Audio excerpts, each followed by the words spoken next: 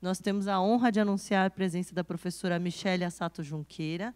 Ela é doutora em Direito Político e Econômico pela Universidade Presbiteriana Mackenzie, integrante do Comitê de Ética em Pesquisa envolvendo seres humanos da universidade, coordenadora de pesquisa e TCC da Faculdade de Direito da Universidade Presbiteriana Mackenzie. Ela vai falar sobre um tema que nos é muito caro, que é a questão da integridade nas nossas pesquisas. Então, vamos à palavra, professora Michele.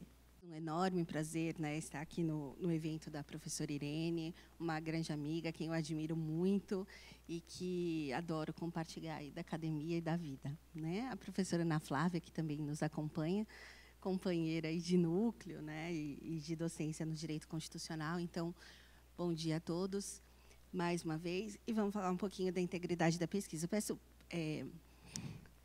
licença para falar de pé, porque eu fico um pouco me sentindo imobilizada, sentada. Então, vamos lá. Isso funciona. Integridade, né? Primeiro, o que seria integridade? E daí eu fiquei procurando uma definição para trazer para vocês, são muitas, né? E todo mundo tem um pouquinho da noção daquilo que integridade significa, e acabei trazendo uma frase aí do professor Mário Sérgio Cortella, que eu peço licença para ler junto com vocês, né? O que é uma pessoa íntegra? É uma pessoa correta, que não se desvia do caminho, uma pessoa justa, honesta, é uma pessoa que não tem duas caras. Qual a grande virtude que caracteriza uma pessoa íntegra? Ela é sincera. A palavra sinceridade tem várias acepções. Uma das mais recentes tem como fonte não comprovada certa etimologia popular, tendo a ver com a prática da marcenaria. No século XIX, quando o marceneiro errava no manejo do formão na confecção dos móveis, aqueles chamados de coloniais, ele pegava cera de abelha e passava naquele lugar para disfarçar a marca deixada na madeira. Em vez de fazer de novo, ele fingia que estava tudo certo com aquele móvel, passando cera de abelha.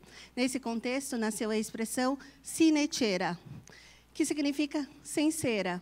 Portanto, uma pessoa sincera é aquela que não disfarça o erro, ela o assume, né? E isso tem muito a ver com integridade, com sinceridade. E na academia também é assim, né? Temos que ser sinceros com a nossa pesquisa, sinceros com o resultado da pesquisa, né? Vejam, quando a gente fala em falta de integridade e em má conduta acadêmica, infelizmente, gente, tem crescido cada vez mais as modalidades dessa má conduta.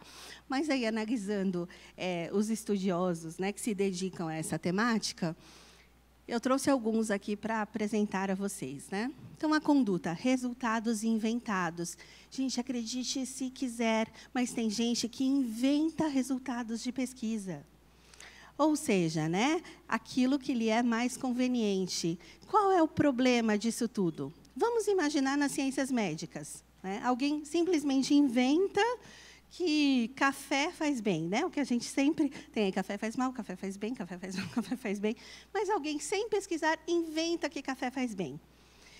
Olha só, a gente tem uma mobilização de toda uma indústria farmacêutica, de pessoas pensando em medicamentos para a utilização do café, pensando na cura de determinada doença. Tudo a partir de resultados meramente inventados. É surreal que isso aconteça, né? Pois é, mas aconteça. E aí a autoria indevida, coautoria como presente, né? Uma prática que, infelizmente, a gente também vê muito nos meios acadêmicos. Muitas vezes estamos num grupo, e isso a gente observa, né, desde cedo até nos trabalhos de graduação. O coleguinha, meu coleguinha, mas ele não trabalhou muito naquela pesquisa, não. Mas, como a gente é legal, né, e como nós temos uma história de vida juntos, então eu ofereço o meu trabalho para que ele publique junto comigo em coautoria. Gente, isso é um problema? Sim, né? Nós estamos colocando pessoas que não foram inseridas dentro daquela pesquisa e que, então, não entendem daquele assunto do qual eles também estão ajudando a divulgar. Cada vez mais comum, infelizmente. E aí o nosso grande câncer, né, digamos assim, o chamado plagiarismo, a ideia do plágio mesmo, que é a apropriação de ideias sem o devido crédito, né? Gente, é furto, né? É furto de ideia, é furto de pesquisa, né? É crime. E o chamado autoplágio, né? Muitas vezes a pessoa se dedicou, né, à pesquisa de um determinado tema, mas aí ela publica 150 vezes sobre aquele mesmo assunto, repetindo aqueles mesmos resultados com outras palavras. Nós, ainda das ciências humanas, das sociais aplicadas, a gente muda o jeitinho de falar, né, o jeitinho de divulgar determinado assunto, e vamos repetindo. Quem nunca, né, estudou um autor que viu que ele repetiu, sei lá quantas vezes, a mesma ideia, né? Qual o problema disso tudo, gente? Não avançamos, né? Eu costumo dizer que a pesquisa, ela é o elemento essencial para mudar o mundo. E quando a gente escolhe, principalmente, fazer o direito, né, estudar nas ciências sociais aplicadas, qual é o nosso desejo lá no íntimo? Mudar o mundo, fazer alguma coisa diferente. E é a pesquisa que tem esse condão. Porque, a partir, né, da aplicação daqueles conceitos que nós aprendemos dentro da universidade, uma nova forma de ver, é que aí a gente pode, de fato, mudar o mundo e fazer diferente. Quando nós acabamos, né, nos dedicando a essa má conduta, há um desvio de toda a finalidade da pesquisa, né? E o fatiamento, até o professor Felipe sempre diz, né, que é o salame, né? Você pega uma pesquisa e vai aí aos poucos, né, publicando aquela pesquisa aos poucos. Então, de um trabalho vira 15, né, para aumentar a produtividade. É certo que hoje, né, nós que nos dedicamos à vida acadêmica, temos uma pressão muito forte em relação à produção científica, né, mas não dá para pegar um trabalho e transformar em 15, né, em doses homeopáticas, divulgando aí para a comunidade científica, porque senão perde a relevância. Olha só, quem comete um plágio intencional, né, não furta apenas palavras, e sim algo mais valioso no consciente coletivo da sociedade, que é a confiança na produção científica. Né? Se a gente deixar de acreditar nos nossos cientistas, se a gente deixar de acreditar naqueles que dedicam a vida à pesquisa, em quem que a gente vai acreditar? Né? No que a gente vai confiar? Então, isso é muito ruim enquanto sociedade, enquanto elemento aí de confiança entre a sociedade. Aí trouxe uma tirinha aqui que eu achei que era bonitinha para tratar com vocês. Olha só, Juquinha, descobri que você copiou todo o seu trabalho da internet, usou Ctrl+C e Ctrl+V descaradamente. Vai levar 0. Mas, se foi a professora, né, professora? Que disse que podia... Imagina que eu ia dizer uma coisa dessas, guri. Quando foi que eu disse isso? A professora disse, a tecnologia está aí para ser usada. Aproveitem. Eu ouvi muito bem. Sim, a tecnologia nos ajuda e nos ajuda muito, né? Mas não dá para ficar simplesmente, né, copiando e colando. É preciso dar os créditos daqueles que dedicam, né, a sua vida, o seu tempo à pesquisa. Porque, senão... E as universidades, né? Como que elas devem atuar, então, para que essas má condutas sejam, de alguma forma, prevenidas? Então, a gente tem aí a conduta tanto de educar, que é uma responsabilidade das universidades. Então, aqui, enquanto membro aí da Universidade Presbiteriana Mackenzie, a gente tem uma preocupação muito forte em relação a isso, né? Então, vocês têm a disciplina aí de metodologia, de ética e cidadania, né, agora ciência, sociedade e tecnologia também para discutir essas questões, né, do quanto é importante preservarmos a atividade acadêmica e científica. Né. Além disso, prevenir essas práticas para que elas não se tornem corriqueiras e usuais, né, gente? Muitas vezes a gente escuta, mas todo mundo faz isso, né? Como se o todo mundo faz fosse, né, uma política de validação dessa má conduta, né? Não deve ser assim e devemos, então, agir positivamente para que isso não aconteça. Então, a utilização de mecanismos antiplágio, treinamento, né, dos professores, tudo isso é muito importante. E a detecção, né, dessa má conduta e aí as providências internas, né, de não validação de tudo isso, acho que é muito relevante enquanto universidade. E por quê? Né? Porque a universidade, gente, ela é uma instituição social.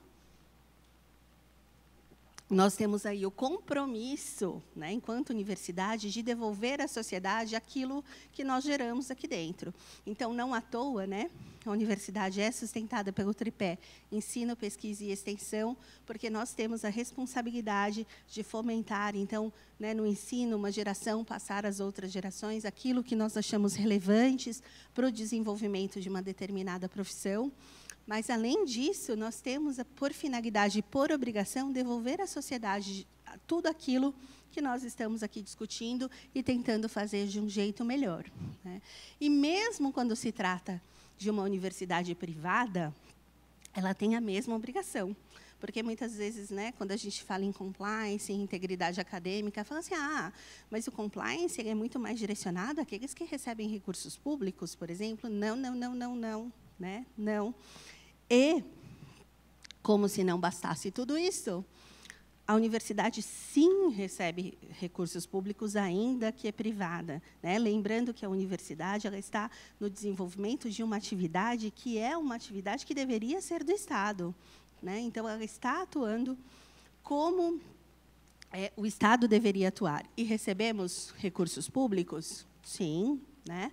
Não só nas bolsas de estudos, para que os estudantes possam aí, né, cursar o ensino superior, com bolsas de ProUni, bolsas de estudo. Aqui no Mackenzie temos também bolsas filantrópicas, né?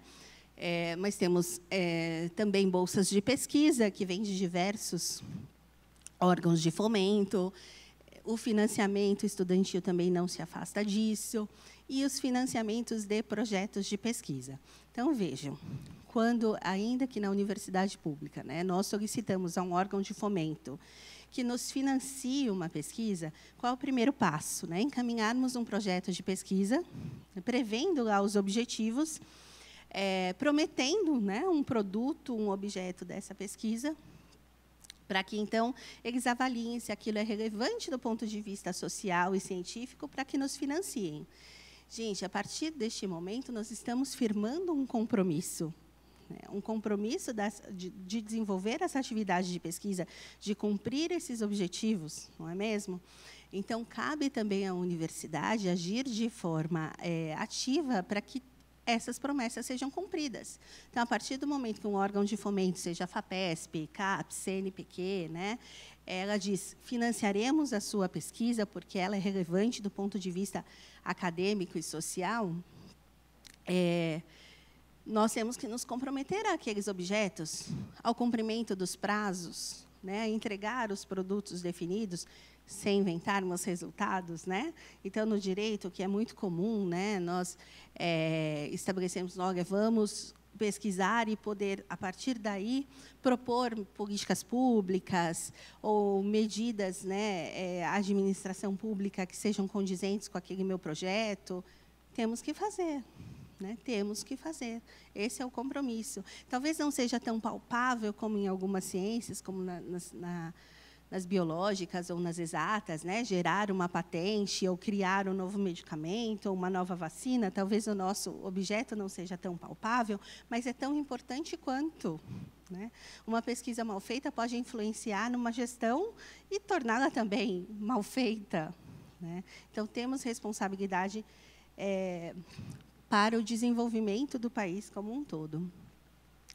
Então, a universidade ela deve o quê? Né? Verificar esses impactos da pesquisa, e agora os órgãos de fomento falam muito em impactos da pesquisa, né? O que é que essa pesquisa vai gerar do ponto de vista econômico, do ponto de vista social, cultural, né? Para fomentar outras pesquisas em relação ao tema.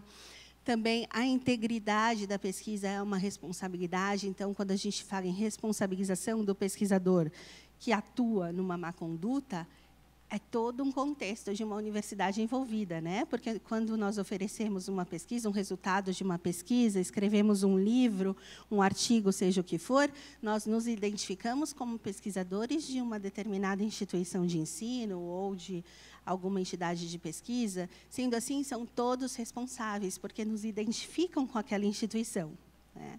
Então, quando agimos de uma forma indevida, a imagem que nós transmitimos é de que toda aquela instituição atua de uma forma indevida. Então, é uma responsabilidade não apenas individual, como coletiva em relação à instituição como um todo. O cumprimento de prazos e entrega de produtos, não dá para passar a vida pedindo prorrogação de projetos e de pesquisas que nunca terminam.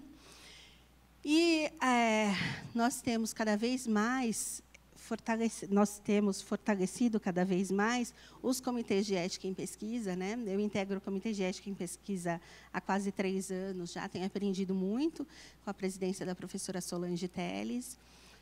Tenho aprendido muito no desenvolver dessa ética na pesquisa em humanos, com uma preocupação primordial também dos participantes da pesquisa. Era uma área muito negligenciada quando a gente falava em ética e pesquisa nas ciências sociais aplicadas, mas isso mudou desde 2016, quando temos uma nova normativa. E cada vez mais queremos, então, agir de forma ética, integrada, sendo sinceros com os resultados a que nos propomos. Então, acho que eu consegui cumprir o meu prazo. Fico aí à disposição. Agradeço muito a atenção de todos. Meu e-mail, se alguém quiser tratar um pouquinho desse assunto. E obrigada. Enquanto a professora Michele Assato, nossa coordenadora de pesquisa da graduação, assina aqui o termo de cessão de imagem, estamos compliance com isso também, porque temos a gravação da TV Mackenzie, e certamente que a gente vai poder, com essa gravação, divulgar para mais e mais pessoas que devem escutar essa aula tão importante nessa oficina sobre a questão da integridade. E eu quero aqui, já que é a oficina de relatos de compliance, fazer um relato também em relação à professora Michele. Quem trabalha com ela sabe não apenas do quanto ela é íntegra em relação ao cumprimento de todas as determinações que existem sobre a pesquisa, tanto internas do Mackenzie, quanto da CAPES, quanto dos órgãos de fomento, mas, sobretudo, o quanto ela é ética, o quanto ela tem disposição de atender a todos. Então, a gente observa a professora Michele sempre disposta a dar uma resposta em relação ao que existe dos nossos projetos de pesquisa, sempre fomentando metodologias, que são as metodologias mais avançadas, sempre estimulando nossos alunos a estarem à frente daquilo que existe de estado da arte. Então, a professora Michele não podia ser uma pessoa melhor para falar nesse momento sobre a questão da integridade, até porque integridade eu entendo que a gente aprende muito com exemplo. Então, ela é um exemplo de profissional e de ser humano realmente que se volta para a pesquisa e se volta a atender com grande solidariedade a todos aqueles que têm essa vontade de pesquisar. Então, muito obrigada, professora Michele. Agora, dando prosseguimento à programação, teremos a professora Ana Flávia Messa, doutora em dupla titulação pela Universidade de Coimbra e pela Faculdade de Direito, pelo Departamento de Direito do Estado da USP,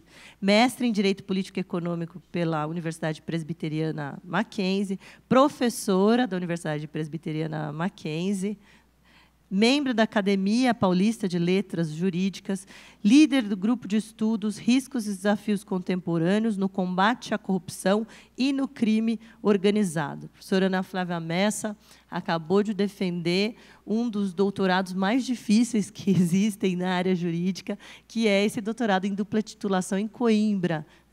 Coimbra é uma universidade muito tradicional, que inspirou durante os séculos a nossa formação jurídica e que determina que se escreva uma tese. Normalmente, uma tese contempla cerca de 200 páginas, mas lá em Coimbra todo mundo sabe que não só a tese tem acima de 500, 600, 700 páginas, mas também a banca a que o profissional se submete para obter o título de doutor é uma banca composta de inúmeros integrantes, no caso dela, de inúmeros integrantes de vários países.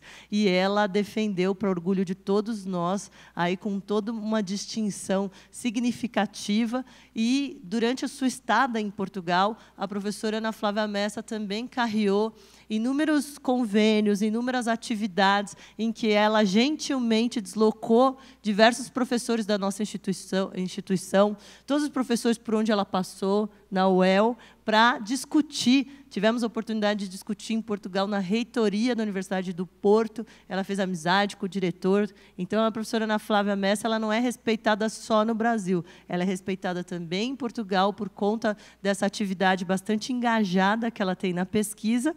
Ela vai falar sobre um tema no qual ela é doutora, elevado aí a 10ª, que é a questão da transparência e da publicidade, e eu dei um desafio para a professora Ana Flávia Messa, porque se eu deixasse o tema mais aberto, certamente que ela não falaria em 20 minutos. Eu falei, Ana, como se trata de uma oficina, vamos pegar todo esse conhecimento e tentar adensar em 5 passos para a transparência na gestão pública. Mas, certamente, que se ela tivesse mais tempo, ela ensinaria todos vocês a fazer um trekking, subindo o Everest, para chegar até a publicidade no âmbito do direito administrativo, no âmbito da gestão pública. Mas aqui, por conta da dinâmica da oficina, ela gentilmente nos trouxe aí os 5 passos para a transparência na gestão. É um prazer participar deste evento, organizado pelos professores Flávio e pela professora Irene, a quem eu tenho especial admiração.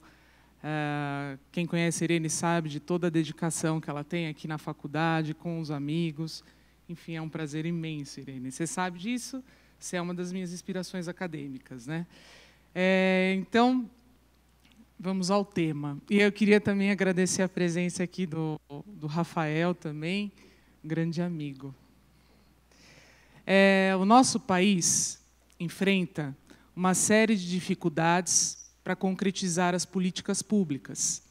Dificuldades, desafios que devem ser superados para viabilizar o pleno desenvolvimento econômico e social.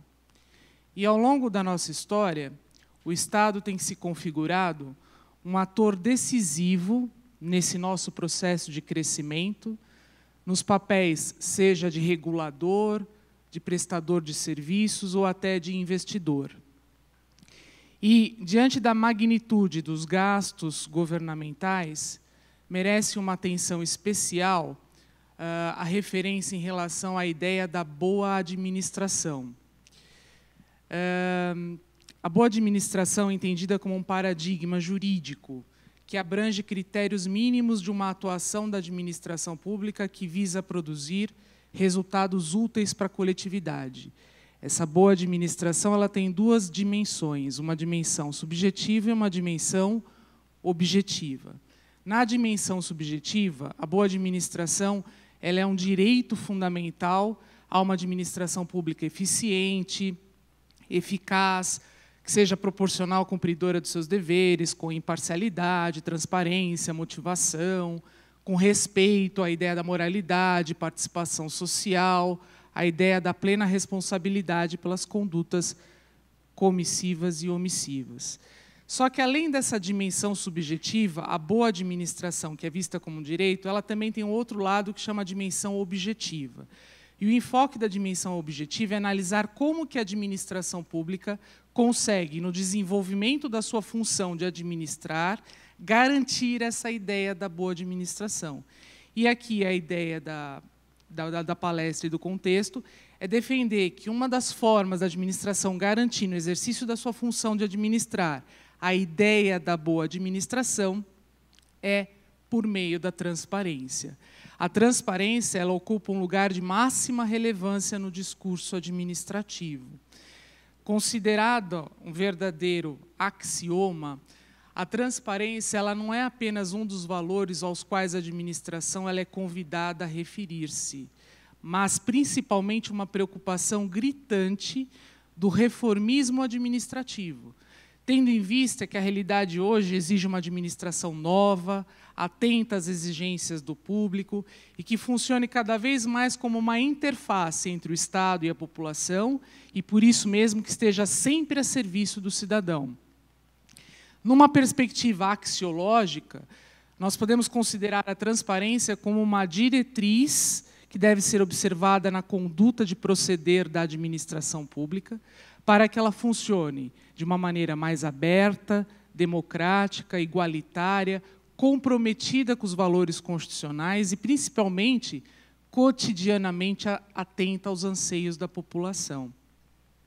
Numa perspectiva de gestão pública, a importância que se dá à transparência, na verdade, ela é apenas um aspecto de um fenômeno muito mais amplo das reformas administrativas que acontecem, na verdade, em diversos países, na busca de técnicas e melhorias na provisão dos próprios serviços públicos. Se é verdade que eu consigo alcançar essa boa administração pública por meio da transparência, é importante, então, agora, traduzir a essência do que significa essa transparência para poder estabelecer os 5 passos possíveis de se alcançar essa transparência. Nós podemos definir a transparência através de 2 sentidos. Um sentido orgânico, mais estrutural, e um sentido funcional. No sentido orgânico, no sentido estrutural, a transparência ela assume uma natureza complexa, já que ela se manifesta através de uma série de atos, procedimentos, institutos, e aí podemos até entender que a transparência é um conjunto de institutos, normas, que delimitam o modo de ser da administração pública. E a doutrina ela tem se inquietado no questionamento e no enfrentamento do debate acerca de como identificar esse modo de ser da administração pública pela transparência. Como que é essa transparência que estrutura a administração pública? E aí, buscando uma definição bem integradora, nós podemos dizer que a transparência é uma fusão, isso numa perspectiva estrutural, é uma fusão entre 2 orientações.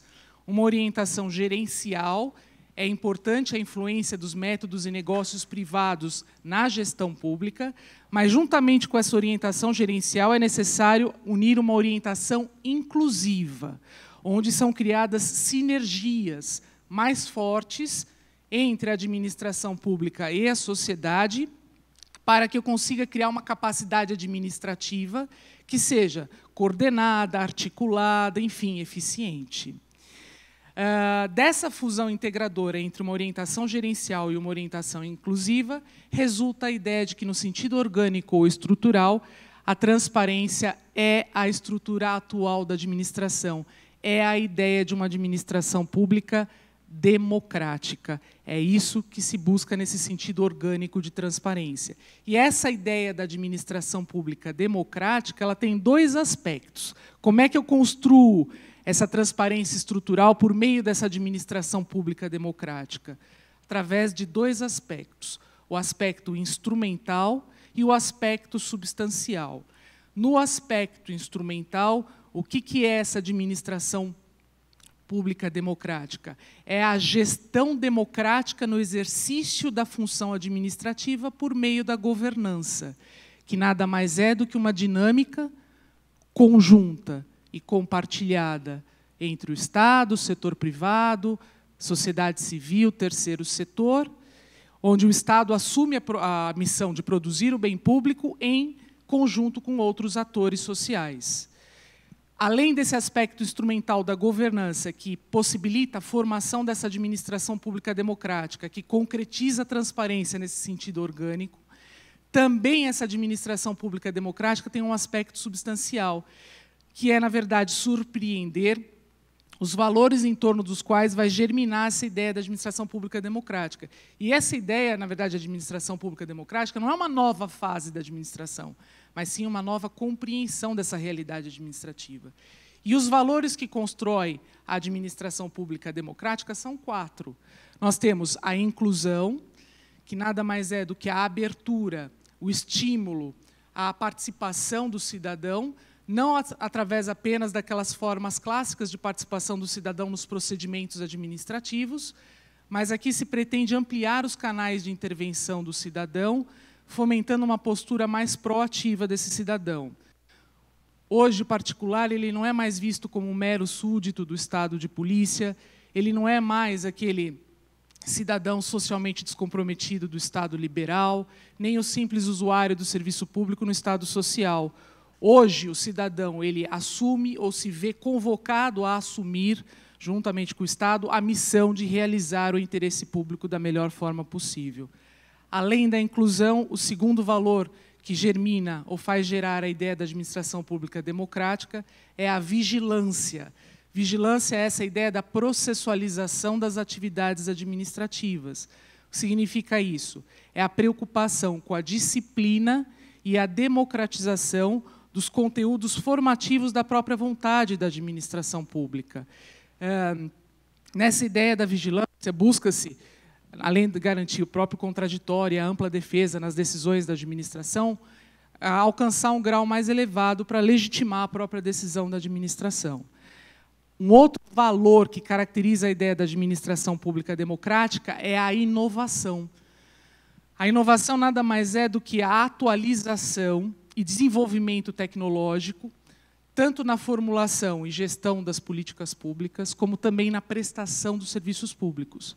Além de eu ter essa atualização tecnológica, eu também tenho que adequar o relacionamento entre administração pública e sociedade ao contexto da sociedade de informação, que é a realidade do século XXI, resultando daí ganhos democráticos, baseados tanto na coprodução e na cocriação de dados, de decisões que resultem numa governação mais aberta e mais democrática.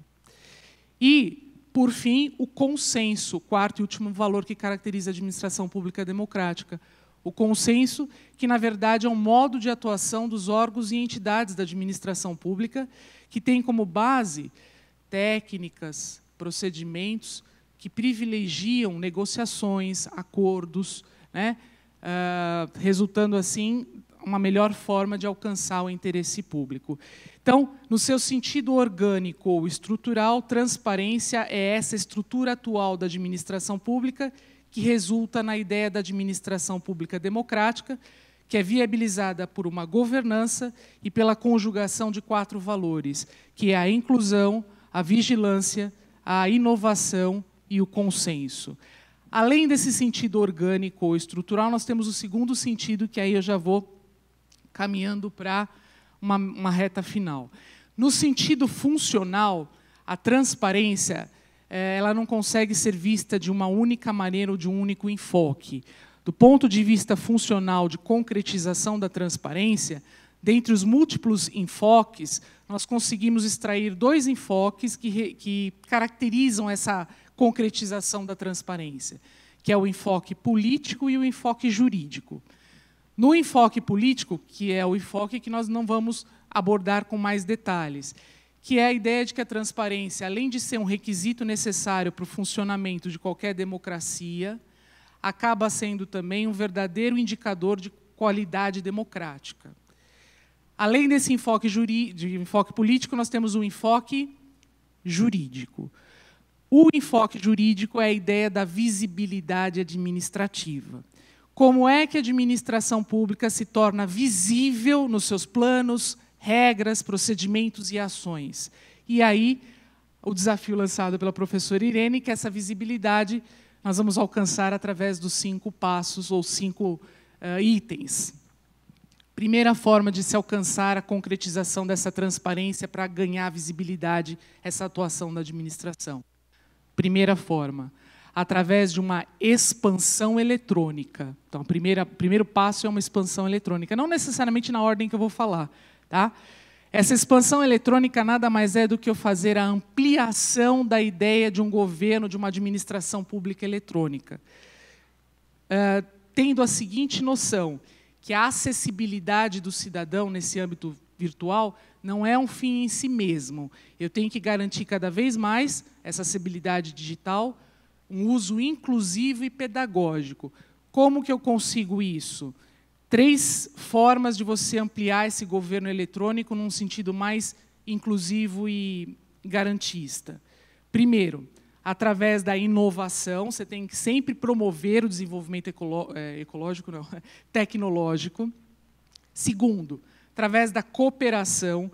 Cooperação significa não só facilitar o intercâmbio de informações, de dados e informações entre os órgãos e entidades da administração, mas também compartilhar o recurso da tecnologia digital e a oferta dos serviços públicos digitais de forma integrada. E, por fim, o foco no cidadão. franquear de maneira aberta ao cidadão os dados que são acumulados ou produzidos pela administração pública. Então, essa é a primeira maneira de se alcançar a transparência, expansão eletrônica.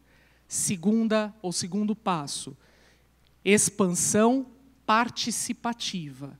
A expansão participativa nada mais é do que integrar vozes do cidadão e das comunidades nos aspectos relevantes da administração pública. Significa fomentar um papel mais ativo desses cidadãos e dessas comunidades, meu Deus, para que eles se tornem criadores de valores e do próprio bem público, até para que se viabilize soluções para problemas comuns e, principalmente, delinear um futuro que seja sustentável.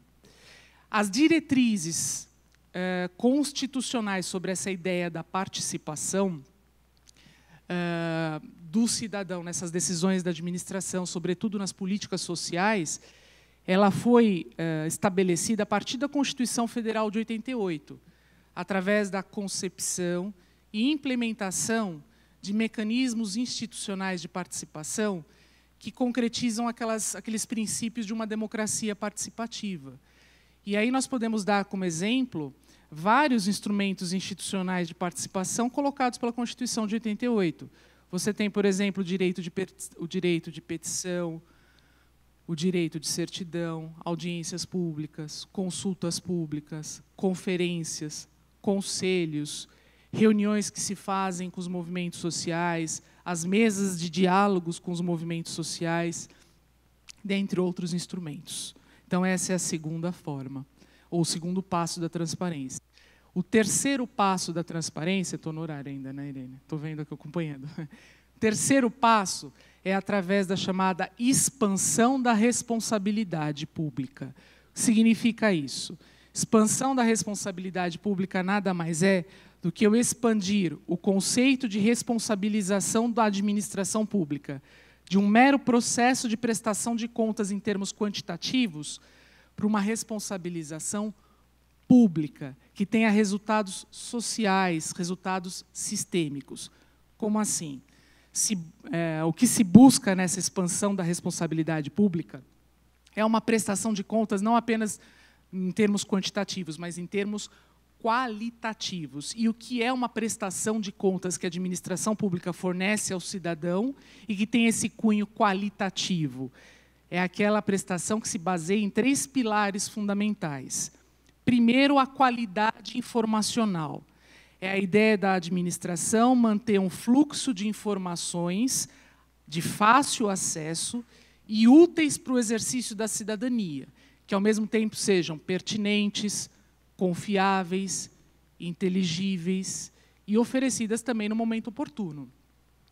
Além dessa qualidade informacional, essa prestação de contas qualitativas se justifica também através do pilar da justificação administrativa, que eu acho que é essencial.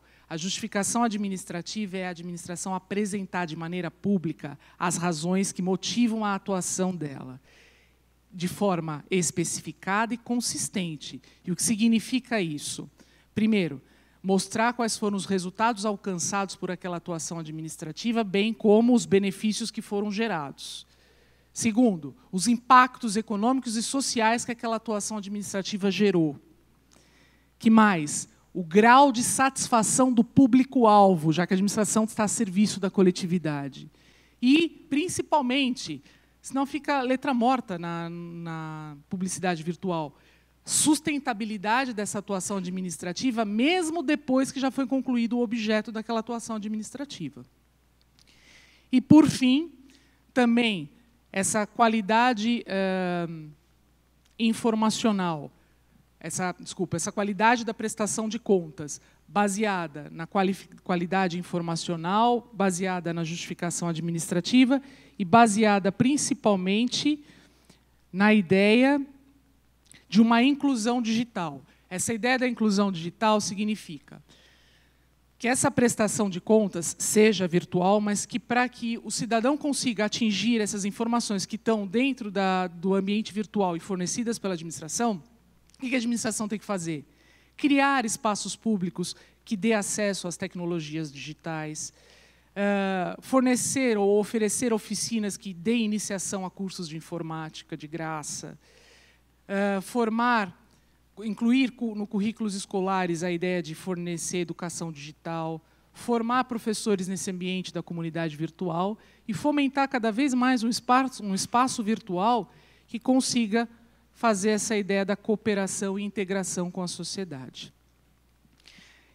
Então, a gente tem a expansão eletrônica, a expansão participativa, a expansão da responsabilidade pública, quarto passo da transparência. Conseguimos transparência também através de uma política pública de dados abertos. Quando os dados são fornecidos pela administração pública e colocados no ambiente virtual, esses dados eles têm que ser completos, têm que ser atualizados, têm que ser colocados em local de fácil visualização, têm que ser indexados na forma da web, tem que estar livre de controle exclusivo de qualquer ente federativo, tem que, a ponto de qualquer pessoa ter o livre acesso, não pode estar sujeito a nenhum tipo de direitos autorais, restrições de marca, patente, enfim, porque são dados abertos, né, que devem ser fornecidos. E não apenas dados que digam respeito à evolução ou ao processo orçamentário, os gastos. Também tem informações sobre educação, transporte, a saúde, enfim, outros aspectos relevantes da administração pública. E o último passo para que haja essa concretização da transparência do ponto de vista funcional é através do fomento da anticorrupção. É necessário combinar elementos preventivos e repressivos, criando essa atmosfera de anticorrupção, para que você consiga também conseguir a transparência no âmbito da administração pública. E como que eu consigo fazer esse fomento da anticorrupção? Primeiro, criando um sistema normativo que intensifique o controle sobre os atos da administração pública e que responsabilize essas pessoas por prática de atos corruptos.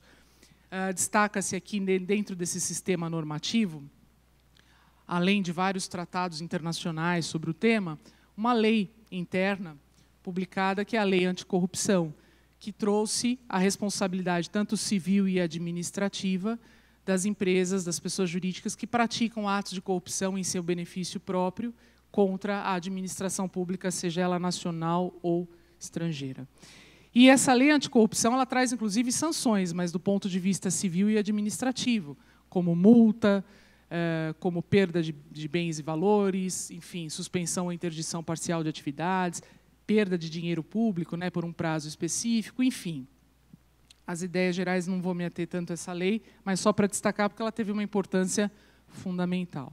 Mas não basta somente ter um sistema normativo para se alcançar um fomento da anticorrupção. Eu preciso também, segundo fator, de uma cooperação sistemática da sociedade civil atuando na luta contra essa corrupção. E aí exemplos de várias iniciativas. Nós temos, por exemplo, uma iniciativa chamada Associação das Contas Abertas. Você acessa, você tem o relatório de todas as contas públicas que são gastas por período. Enfim, a sociedade civil atuando. Você também precisa ter esse fomento da anticorrupção através do empenho de instituições públicas oficiais. E aqui eu destaco o projeto de lei anticrime do nosso ministro da Justiça, que eu considero eficiente do ponto de vista do processo penal, além do que é um fator importante para se combater a impunidade. Tem alguns itens polêmicos que merecem uma maior discussão, mas, praticamente, você fomentar a ideia da prisão da segunda instância e você tornar mais rigorosa a responsabilização pela prática de atos corruptos, para mim, são pontos que devem merecer aplausos nesse projeto de lei anticrime. É isso, gente. Fico por aqui. Obrigada, professora Ana Flávia. Parabéns, né, por conseguir sintetizar um tema com o qual ela conhece em profundidade, né, defendeu a tese em Coimbra, em passos que são muito assim, criativos e claros. Depois a gente também te convida para fazer a publicação também desse trabalho todo que você teve no sentido de sintetizar com informações atualizadas. Então, eu já vou compor agora a mesa com os integrantes que estão aqui. chamando inicialmente o professor Flávio de Leão Bastos Pereira, que está também na organização do evento Governança, Compliance e Cidadania, né? Inclusive na organização da obra também, Governança, Compliance e Cidadania.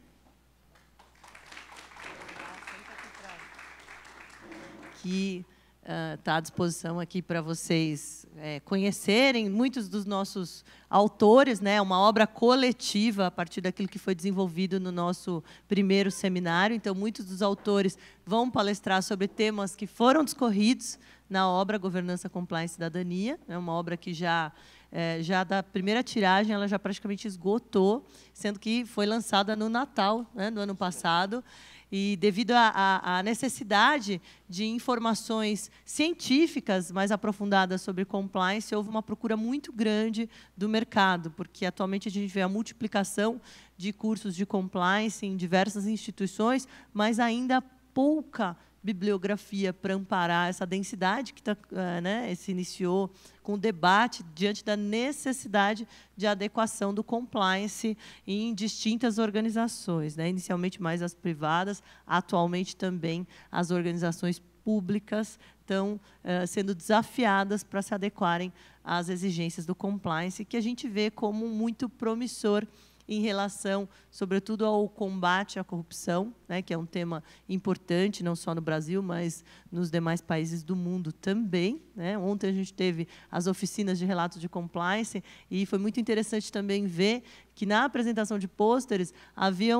pesquisadores que eles trouxeram, por exemplo, um mapeamento a partir do portal de transparência, do quanto as estatais, no âmbito do município de São Paulo, se adequaram ou não aos itens necessários do compliance, e depois também, não só fizeram a pesquisa, mas direcionaram a prefeitura à reivindicação, no sentido de que se adequem, né, a partir do resultado dessa pesquisa. Então, a nossa ideia aqui não é só também a gente refletir essa temática do ponto de vista acadêmico, mas a gente estimular também a que a sociedade dê seus passos em relação à adequação ao compliance, que é uma medida muito preventiva de danos, preventiva de circunstâncias que podem prejudicar as próprias empresas, podem prejudicar a sociedade, podem prejudicar o erário também, a depender da circunstância. Eles pretendem acompanhar nos 5 anos, mapearam os itens, né? Então, isso nos deixou muito contentes de certa forma, ser um veículo, né? Porque muito da pesquisa também decorre da atividade do pesquisador, mas propiciar esse encontro a partir desses debates de todos os painéis, e nós temos atualmente também o fomento, né, do MAC Pesquisa, para nos auxiliar a divulgação, a partir dos anais do 2º encontro, dos resultados dessas pesquisas todas. Faremos a 2ª edição do livro também. Enfim, a gente pretende sempre ampliar essa movimentação com a colaboração de todos, porque isso é um trabalho que é um trabalho coletivo. Então, vamos chamar aqui nosso próximo palestrante da manhã, da Oficina de Relatos de Compliance, o Mário Sadia. Ele é diretor de negócios da Optum United Health Group. Vamos lá. Administrador pela Universidade Federal do Rio de Janeiro, construiu carreira nas empresas, várias empresas, né, na área de saúde, na Johnson & Johnson, na Pfizer, Janssen, Roche. Opa. Obrigada. Shire Incor. Possui MBA pelo INSPER e é certificado pela Health Economics pela Universidade de York. Vem falar para nós sobre um tema que nos é muito caro, que é a questão da implementação de compliance no setor de saúde, né, que é um setor muito delicado, sobretudo do ponto de vista de medicamentos, de práticas da indústria farmacêutica que influenciam, né, no dia a dia da área médica, né. Ontem, por exemplo, enquanto o professor Flávio vai colocando aqui o material que ele preparou para nós, né, nós tivemos também um pôster que foi sobre a regulamentação, né, qual que era o estado? Era Minas Gerais, que regulamentou uma lei, né, de condutas para a área de saúde, né? Foi muito interessante, porque tem em outros países do mundo, mas Minas Gerais saiu à frente no Brasil fazendo essa regulamentação. Então, esse tema também de compliance na área da saúde é um tema muito caro a nós, e nós gostamos de acompanhar também aquilo que pode ser desenvolvido, porque, a depender do comportamento,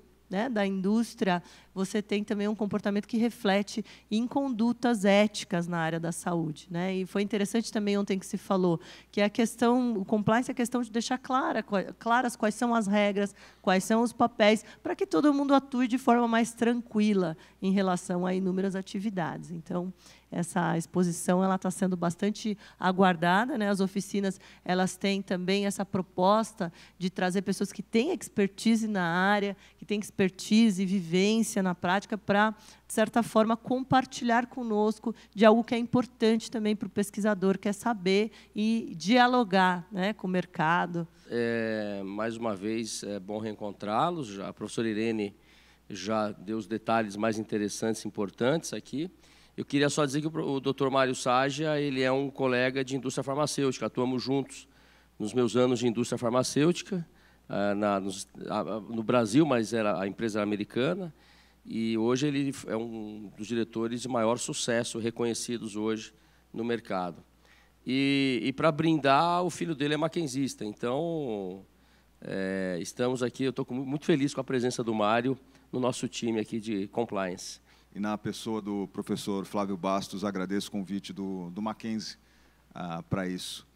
E, de verdade, acho que compliance é um tema relativamente novo no Brasil. A área de saúde, em particular, ela tem pelas características, eu vou falar um pouco com vocês das características do setor, tem uma necessidade muito grande deste tema e está um pouquinho à frente de outros setores, outras companhias. Então, mais uma vez, obrigado. Obrigado, professora Irene, e ao professor Rafael pelas boas-vindas também. Acho que a gente pode passar, Flávio, eu vou me ater ao tempo aí nos 20 minutos. Essa é a agenda. O que eu quero, como o setor de saúde ele é tão específico, eu quero falar um pouquinho para vocês do panorama do setor de saúde, a reputação, a importância de compliance, por que esse é um tema importante para as empresas de saúde, por que a simetria de informação entre o paciente, o médico e o pagador é importante e como é que isso impacta o compliance, a nossa visão da área de negócios e as diretrizes. A professora Ana Flávia falou muito das diretrizes do governo, transparência, lei anticorrupção. Eu vou abordar alguns temas aqui do ponto de vista de um ente privado. Então, acho que vão ser apresentações complementares. Próximo slide, por favor. Então, o setor de saúde ele tem muito espaço para crescer. Para vocês terem uma ideia, hoje ele tem um tamanho de gastos per capita aqui no Brasil de R$ 780 per capita por ano. Nos Estados Unidos, são quase R$ 10.000 per capita por ano. Eu gosto desse segundo quadro aqui, que compara quanto a gente gasta todo dia em saúde, em dinheiro. Então, nos Estados Unidos, quase R$ 100 por dia. O Chile, que é nosso vizinho, gasta R$ 11 por dia per capita. E no Brasil, cada cidadão, a gente tem uma alocação de R$ 8 por dia per capita. É muito pouco. Se vocês forem na lanchonete aqui do Mackenzie comprar um pão de queijo, um café, vai sair mais do que R$ 8. Tá? Então, tem muito espaço para a gente melhorar. Se a gente chegar nos níveis do Chile, a gente aumenta em 20% o quanto a gente coloca em saúde no Brasil. Próximo, por favor. E o que a gente tem aqui é um sistema híbrido. Então, o Brasil ele tem o sistema público de saúde e o sistema privado. Mais ou menos 160 milhões de pessoas estão no sistema público de saúde, com um orçamento de aproximadamente 300 bilhões, e temos 47 milhões de pessoas no sistema privado, com também um orçamento de 300 bilhões aproximadamente. Fazendo a conta per capita, tem mais dinheiro per capita aqui do que aqui. Então, o sistema público de saúde ele tem duas características principais. Precisa melhorar a gestão, sim, mas não há dinheiro suficiente para fazer tudo que o sistema privado faz. Tá? Próximo, por favor. Vou passar agora a importância de compliance, né? Por que é um tema importante para as empresas de saúde? Próximo. Esse daqui é o valor, segundo a Forbes, o valor de alguns grupos, os grandes grupos de saúde. Então, hoje eu estou na United Health Group e eu tive a a sorte de trabalhar nesses 4 grupos aí. Comecei na Pfizer, junto com o Flávio, depois fui para a Roche, depois fui para a Johnson & Johnson e hoje estou na United Health, que é o grupo que tem a Mil Américas, que são os hospitais Samaritano, por exemplo, que fica aqui perto, e a Optum, que é a divisão de tecnologia onde eu trabalho hoje. De tamanho, estamos falando de 200 bilhões de dólares, são 800 bilhões de reais. Só a United Health Group é maior do que todo o setor de saúde, vocês lembram, 600 bilhões, o setor de saúde no Brasil são 600 bilhões de reais. Se você cometer um pequeno erro, a queda aqui em dinheiro é muito grande. Então, as empresas, elas não querem perder dinheiro. No final do dia, ela tem que dar retorno para o acionista. Então, ninguém vai arriscar a reputação, a imagem, por coisas pequenas. Então, há uma grande preocupação, as empresas americanas, principalmente, têm uma grande preocupação em atender todas as regras de compliance para que isto seja mantido. Tá? Próximo, por favor. Benefício para as empresas, então, é preservar sua reputação, seus interesses, ampliar os negócios, porque, ao cumprir a legislação, a Lei 8666, a anticorrupção, você atende legislações locais e internacionais e garante a sustentabilidade da empresa em longo prazo. De novo, os acionistas que estão lá no slide anterior, investindo em empresas, principalmente no mercado americano, eles investem para longo prazo, investem para aposentadoria. E eles querem ter a garantia que essas empresas estarão saudáveis em 10, 20 anos. Então, arranhar, e tivemos alguns casos de algumas empresas, não do setor saúde, que acabaram pedindo falência porque tiveram práticas pouco ortodoxas em compliance. O próximo. E o que acontece no setor saúde, isso é legal da gente saber, tem uma assimetria de informação. O próximo. Isso daqui é um pedacinho de marketing, tá? São papéis de compra no setor saúde. Eu vou dar um exemplo. A professora Irene vai comprar uma bolsa, entra lá na Louis Vuitton, escolhe a bolsa, paga e sai com a bolsa. Você decidiu, você comprou, você pagou e foi embora. No setor saúde, cada etapa está na mão de um ator diferente. Quando você tem muitos atores, você tem muito espaço para oportunidades, né, de direcionamento de demanda. Então, quem que começa? O paciente ele tem um problema de saúde, então você tem o diagnóstico, ele é o usuário, mas quem vai influenciar o tratamento que ele vai receber é o médico. Então, já não é decisão dele. Ele ouve um especialista naquele assunto para poder tomar aquela medicação ou ter aquela cirurgia adequada para o seu tratamento. O decisor, dependendo do nível de relacionamento e do conhecimento que o paciente tem, pode ser um médico, geralmente, a maior parte do tempo é o médico, algumas vezes é médico e o paciente. O comprador, quem vai lá até a farmácia comprar é o paciente. E, em alguns casos, o pagador é a operadora de saúde. Então, tem muito gap. Você passa por muitas entidades para poder tomar a decisão em saúde. E muitos atores influenciando a decisão final. Com isso, tem que tomar muito cuidado para que a decisão seja melhor para o paciente, né, e garantir que isso realmente ocorra. Então, em saúde, diferente de alguns outros mercados, com essa variedade de atores, você tem espaços que podem ser ocupados, às vezes, de uma forma não adequada, que garanta os benefícios para o paciente. O próximo, Flávio. Já foi? Aí falar um pouco de compliance. Pode passar. Compliance, então, a visão do negócio. O que as empresas de saúde, essas são as 3 grandes legislações que são seguidas.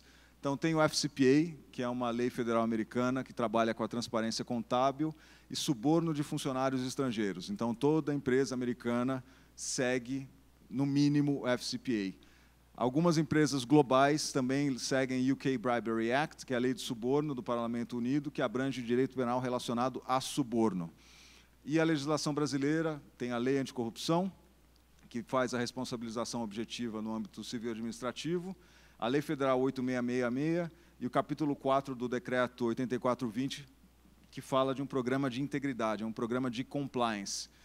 Então, multinacionais presentes aqui no Brasil, elas têm pelo menos essa legislação, mais um código de conduta que garanta que todos os funcionários leram e foram treinados em todas essas legislações para garantir que não haja qualquer dúvida da necessidade de seguir essas diretrizes do ponto de vista do relacionamento, principalmente com o governo brasileiro. Próximo. Então, o que a gente vê nas empresas, né? Estabelecer e cumprir código de conduta, falei um pouquinho, garantir que relações sejam conduzidas com bons princípios de ética e integridade, implementar políticas, procedimentos, treinamento e linha de comunicação aberta. Qualquer dúvida, qualquer possibilidade de ter alguma coisa diferente do que é considerado bom para o negócio, há uma linha de-identificada, você liga, é anônimo, e você pode abrir um reporte para ser investigado por um time no Brasil e lá fora.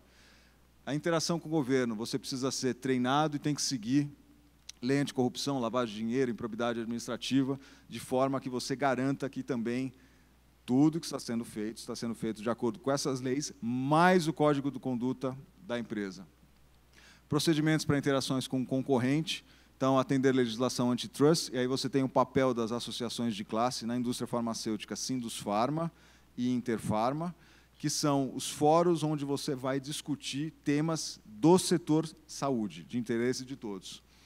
E interação com terceiros, então, com um fornecedor ou com outro parceiro, você faz uma due diligence, monitoramento e uma análise de risco do cliente. Aí já estou encerrando, próximo slide, por favor. Um pouco de diretrizes, né? O que a gente tem de diretrizes do ponto de vista do sistema privado. Pode passar, Flávio? Então, assegurar que interações de negócios com o governo sejam realizadas em conformidade com todas as leis que foram mencionadas antes. Essa é a grande diretriz para quem trabalha na área de governo, e principalmente vendendo para o sistema público. Satisfazer o artigo 42 do Decreto 8220, que cada empresa tem que ter procedimentos específicos para prevenir fraudes e ilícitos no âmbito de processos licitatórios, na execução de contratos administrativos ou qualquer interação com o setor público. Então, se vocês forem no site do Sindusfarma e da Interfarma, há políticas escritas e estabelecidas. Cada empresa tem também a sua política detalhada de como se relacionar com o governo, desde como fazer as reuniões até, por exemplo, o que você deve pagar ou não no almoço de negócios, se pode fazer ou não um almoço de negócios com alguém do governo, e se são necessárias autorizações para isso, se pode dar alguma lembrança ou não. Então, tudo isso é muito claro e é muito detalhado. E somente colaboradores qualificados e autorizados poderão estar envolvidos com o governo. Então, não é qualquer funcionário da empresa que vai falar com o governo. Ele tem que ser previamente treinado, autorizado, para poder fazer essa abordagem. E somente ele é o ponto focal dessa relação com o governo. E, finalmente, todas as interações com o governo devem ser devidamente controladas e monitoradas, tanto para garantir a transparência para fora do setor, como também dentro da empresa, para você ter um histórico da relação com essa entidade que você está conversando, pode ser o nível federal até municipal.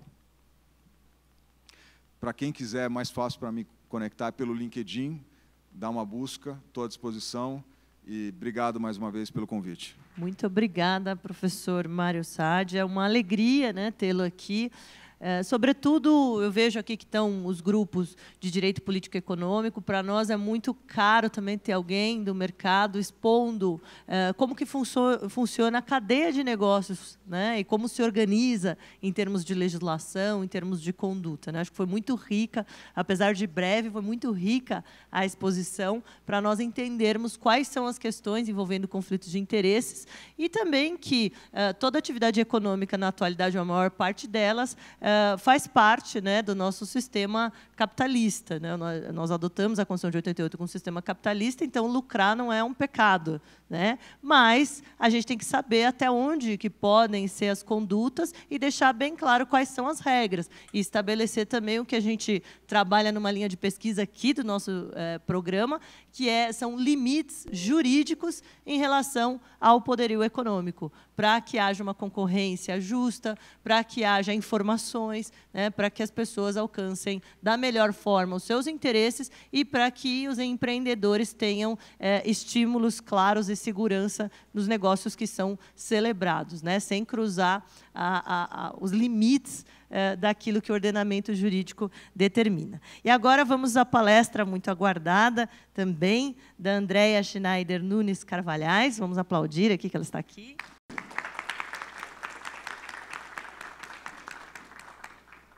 Então, enquanto a Andréia vem, eu já vou falando aqui do currículo da Andréia, mas falar que nós temos aqui algumas joias, né, do nosso programa.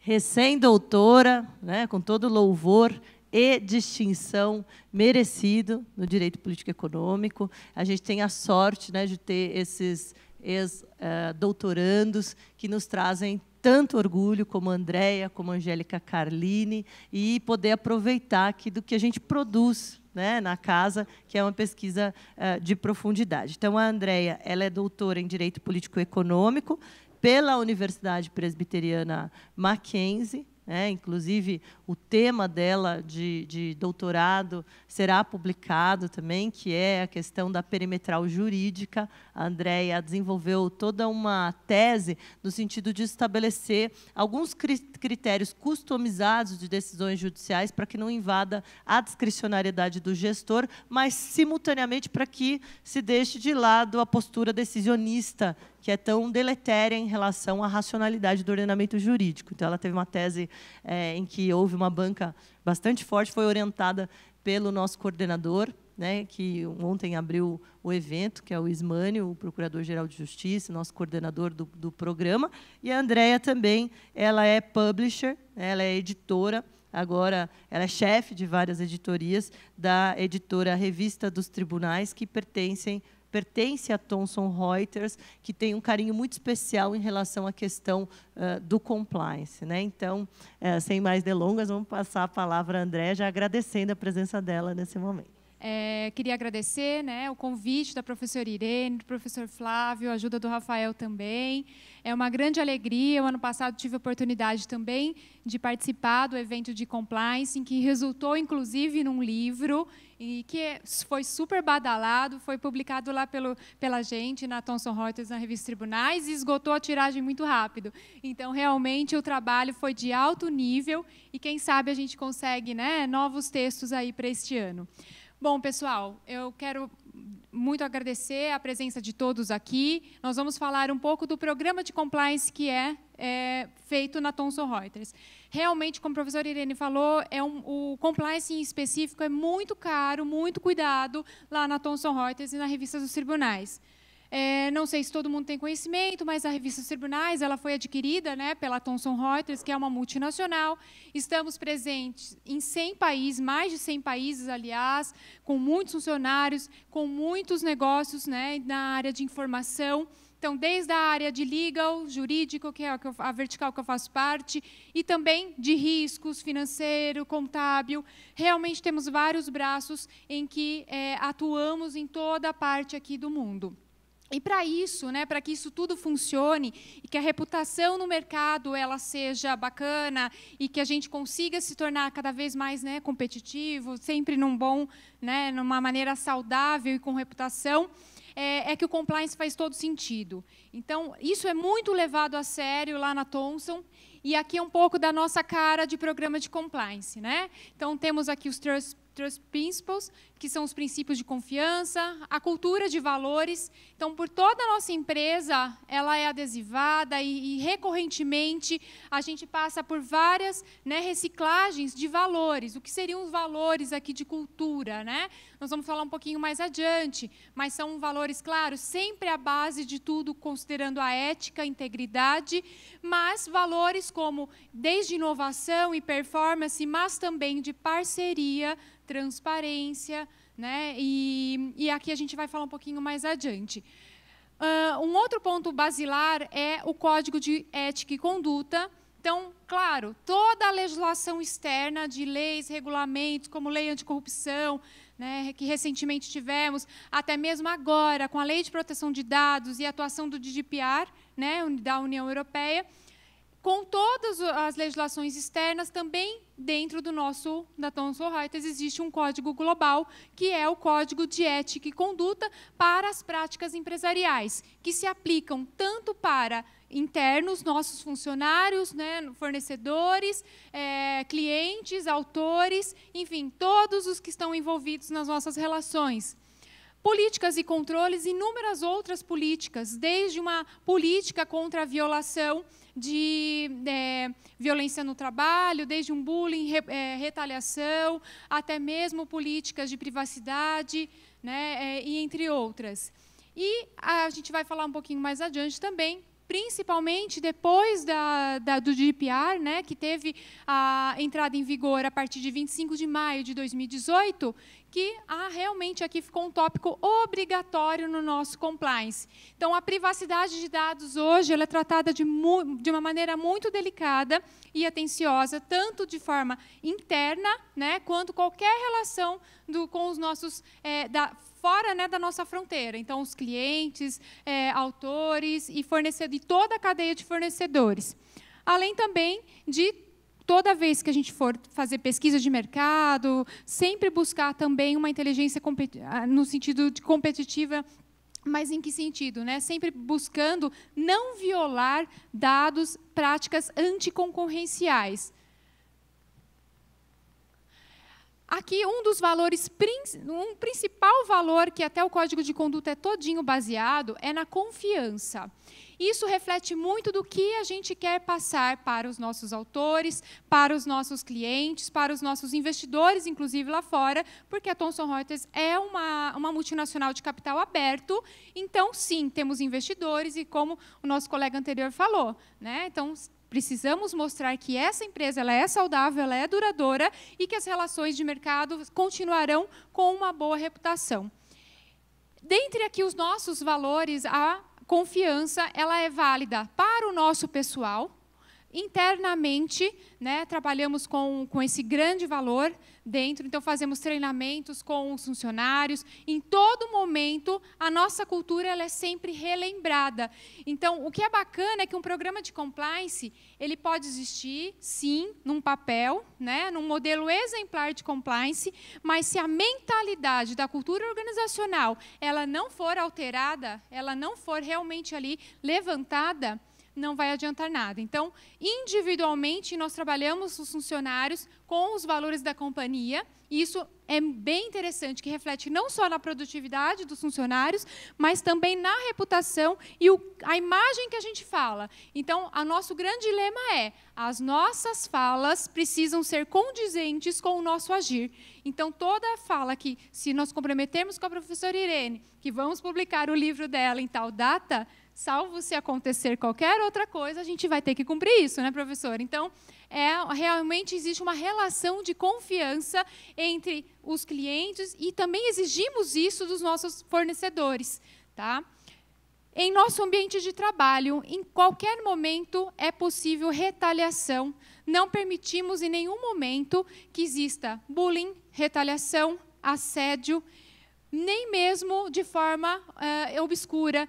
Qualquer observação que a gente identifique, qualquer movimento estranho, que aquele funcionário esteja um pouco mais abatido, a gente já aborda. E a atuação é bem forte, tanto nossa, né, enquanto gestores, mas também do RH, do jurídico, e a gente tem um canal também de linha direta, que é o chamado hotline, em que a pessoa ela pode fazer, não só em razão de assédio, mas identificando qualquer conduta de violação ética, pode também fazer a sua denúncia de forma anônima e que é feita uma terceira empresa, tanto com apuração no país quanto no exterior. Então, também isso é muito levado a sério, em que deixa o funcionário de forma mais à vontade para relatar algum abuso ou alguma violação de uma prática antiética. Em nossos ativos e informações. Então, todo o nosso controle, né, desde um gasto, uma despesa, tudo isso é registrado num sistema próprio, em que relatamos exatamente com quem estivemos. Se almoçarmos juntas, eu relatarei lá que estive com a professora Irene no almoço tal, e assim fazemos. todos os registros são fundamentados. E também registrados, os registros financeiros, aliás, em todos em livros, né? E em nossos controles também, e nas comunidades. A comunidade envolve, inclusive, uma responsabilidade da Thomson Reuters nas mídias sociais. Então, quando eu estou, Andréia, falando em nome particular, em pessoal, por trás existe uma Thomson Reuters, e a gente trabalha muito isso também na cultura dos funcionários.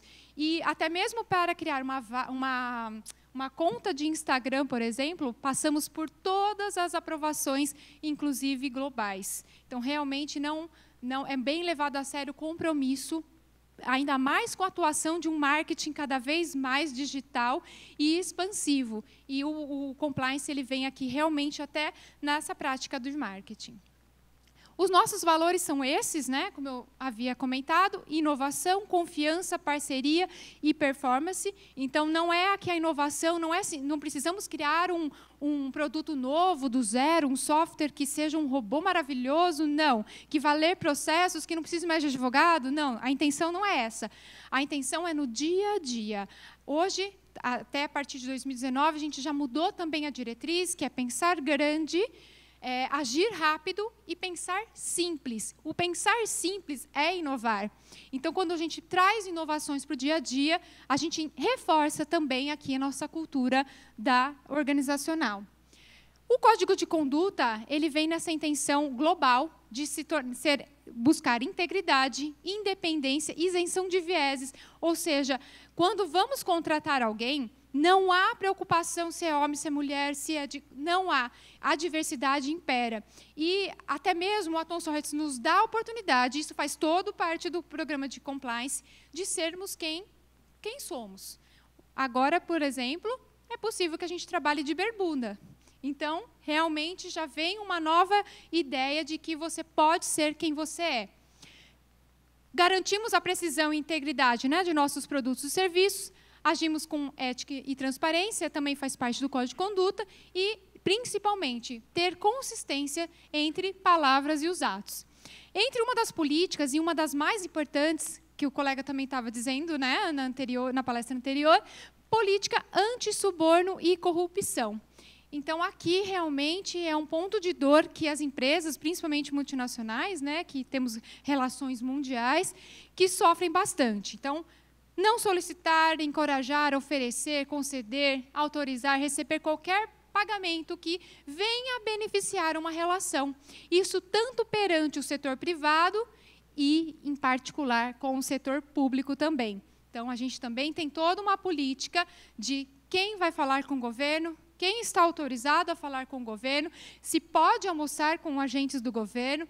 Isso tudo é analisado perante, né, temos uma equipe exclusiva para tratamento de compliance dentro do Thomson Reuters, e o departamento jurídico também é muito atuante nesse segmento. Assegurar transparência também e manter, né, livros e registros precisos, e os terceiros envolvidos também precisam estar bem alinhados desde o início do nosso processo de contratação. Toda a cadeia de fornecedor, ela precisa estar em compliance também. E não podemos aqui, né, alimentar qualquer tipo de suborno ou que venha a ter alguma prática de corrupção. O que a gente pede é exatamente isso. Então, no momento da tomada de decisão, qual a intenção que tem por trás de um presente? Eu recebi um brinde, recebi uma caneta. Ok, né? Acho que é razoável, uma caneta de um brinde. Agora, eu recebi uma caneta valiosíssima, vocês homens aí que gostam de canetas, uma caneta Montblanc, talvez? Não sei nem se eu estou por fora, o colega acertou na bolsa, né? Será que é um presente muito caro? Então, acho que tem esse feeling também. Uma das questões que a gente sempre pede é: você se sentiria confortável em publicar num jornal, publicar para a empresa inteira que você recebeu um presente, que você recebeu uma quantia? Ok, vou falar para toda a empresa que eu recebi um super presente. Você vai se sentir à vontade? Acho que já gerar esse desconforto já é um alerta de que tem algo que não está bem. O presente está ofertado fora do ambiente de trabalho? O beneficiário tem alguma política que impediria? Parece-me correto ou está incorreto? Então, são pontos que a gente faz realmente, a todo momento a gente trabalha isso para que não deixe passar nada dentro dessa política. Eu separei aqui para vocês esse tópico em especial, que é o programa de privacidade.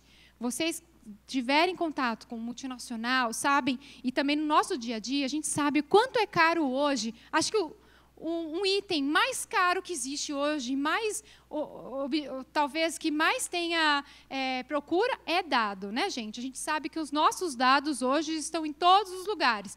Nosso celular está registrando nossa localização aqui no Mackenzie. Nosso jeito de pensar está refletido em várias questões. Então, não são os nossos dados pessoais, mas também aqueles dados que podem vir a ser identificados, né? E isso também faz parte de um programa de compliance para ser previsto dentro de uma política de privacidade. Mudou completamente, né? Acho que o modo de ver. As multinacionais elas já vinham trabalhando com isso, né? Proteção de dados. Mas, a partir do momento em que o GDPR ele passou a entrar, que é o Regulamento Geral de Proteção de Dados da União Europeia, como nós, né, temos relação com a União Europeia, trafegamos dados, ou seja, no armazenamento, no processamento de dados, então a gente precisa se ater a isso, né? Então, uma violação aqui, ela é capaz de ocasionar multas muito altas. Se a infração for leve, né, multa de até 10 milhões de euros, ou até 2% do volume dos negócios globais da empresa, ou, quando é muito grave, multa de até 20 milhões de euros, ou 4% dos negócios do volume do negócio global. Então, realmente, as sanções previstas fizeram até, nos chamaram a atenção que, né, ao que consta, realmente existe uma preocupação com a proteção dos dados pessoais. E isso é refletido de forma muito séria num programa de compliance. O programa de compliance ele vai ter uma equipe própria, um departamento específico para trabalhar com o departamento aqui de privacidade. Então, a quem interessa a proteção de dados, né? Tanto para os nossos clientes, para os nossos investidores, para reguladores, funcionários e a todos os indivíduos. Na verdade, é geral aqui a necessidade. Primeiro, a gente precisa, então, fortalecer essa ideia de cultura. Qual é a cultura? A gente tem que cuidar do dado dentro da empresa como se fosse nosso. Então, a gente trabalha a todo momento com dados. Nós temos softwares de grandes, né, escritórios. Então, realmente, o nosso fluxo de dados é muito grande. Se não existir essa fortaleza mesmo dentro das nossas paredes ali, para que nada, né, seja vazado, há um risco de reputação e perda mesmo de posicionamento no mercado.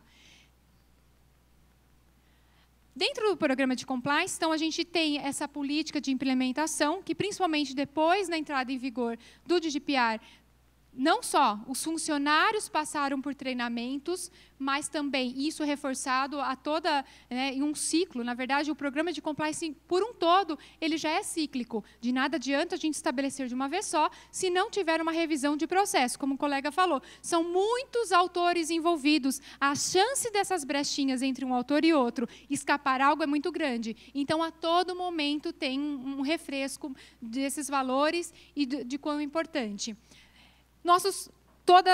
Também tem declaração de privacidade de padrão, notificação de violação de dados. Isso é muito sério, muito mesmo. Se, dentro dos nossos computadores, o Rafael falou assim, Déia, você pode trazer um pendrive?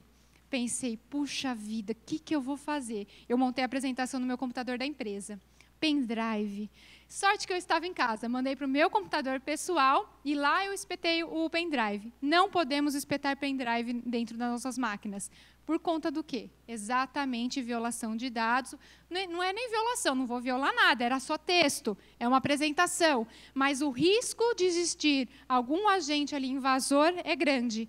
Então, isso é vedado também. Então, claro que tem sempre uma razoabilidade, né? Se tem sempre uma dúvida, vai para o gestor, jurídico, RH, mas, a princípio, nós não utilizamos. Isso é bem enfático, né, que a gente realmente faz essa preocupação com a proteção de dados. Revisão dos modelos de contratos, sempre trazer também nos contratos cláusulas que sejam compliance. O fornecedor ele deve estar em compliance com a legislação. Quando contratamos um fornecedor, né, a preocupação com ele é também se a relação desse fornecedor com sua cadeia de trabalho está de acordo com a legislação. Parece óbvio, mas sim, é proibido o trabalho escravo, isso é importante falar.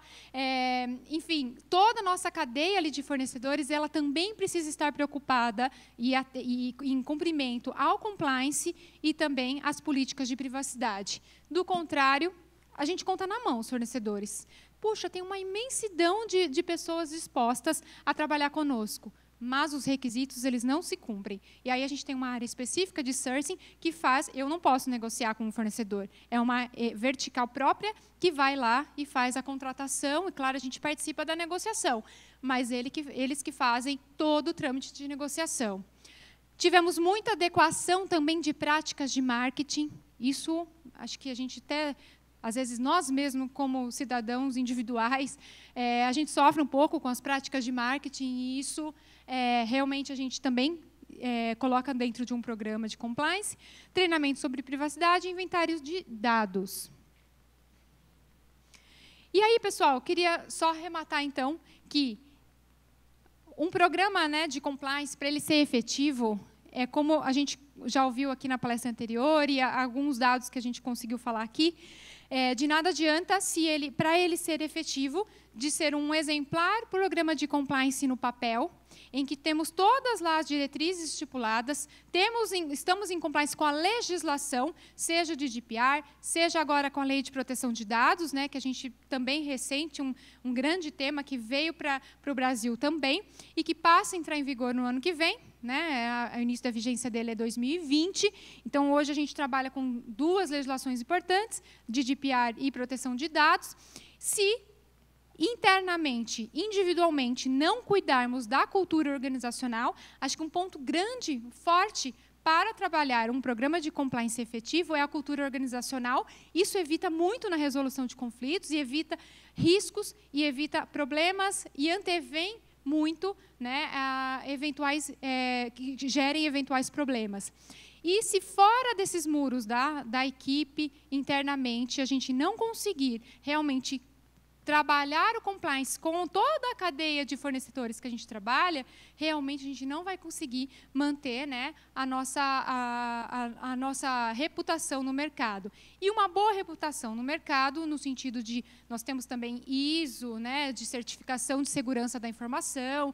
Se essa reputação ela se esvai, acionistas e toda aquela cadeia que a gente já conhece, que realmente a empresa ela vai, né, trabalhando de forma decrescente. Então, para mantermos o posicionamento da marca mesmo, a gente trabalha muito forte com um programa efetivo, e eu posso dizer para vocês que a Thomson Reuters está em compliance. Essas oficinas só têm um defeito, são muito curtas, né, para deixar o gostinho, né, da gente pesquisar mais e para a gente alinhar também as exposições teóricas com exemplos como o da Thomson Reuters em relação ao compliance, né? E essa questão de compliance tem muito de vivência mesmo das organizações, né? As pessoas acabam falando como é que é lá, e se efetivamente tem essa cultura, você sente na postura das pessoas o quanto isso se reflete em relação às suas práticas, e quanto essas práticas são alinhadas com a fala, o quanto existe diálogo interno também, em termos de alinhamento daquilo que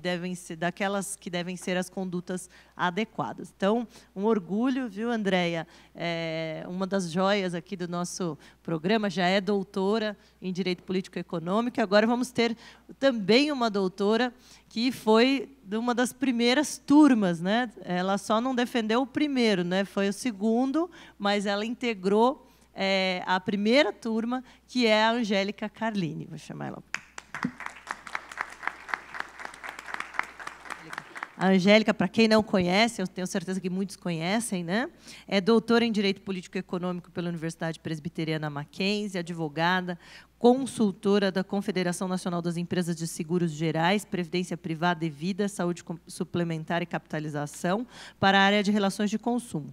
Conselheira da Seção Brasileira da Associação Internacional de Direito do Seguro, pós-doutora em Direito pela PUC do Rio Grande do Sul, sob a supervisão do professor Ingo Sarlet, professora do programa de mestrado em administração de empresas da Unip e é uma das grandes estrelas na atualidade na área de compliance de seguros. Além de tudo, de todos esses referenciais, de toda essa titulação, é uma pessoa muito bem-humorada, divertida e que alegra todas as plateias, né, pelo seu senso de humor. Então, nós teremos a palestra dela para encerrar, para fazermos o nosso coffee, que está aguardando a todos, mas eu tenho certeza que todo mundo vai também muito animado após a exposição da professora Angélica, que é um orgulho tê-la aqui, né? Nesse ano a gente celebra também o aniversário da nossa pós-graduação e nada melhor do que integrar esse nosso time de grandes ex-pesquisadores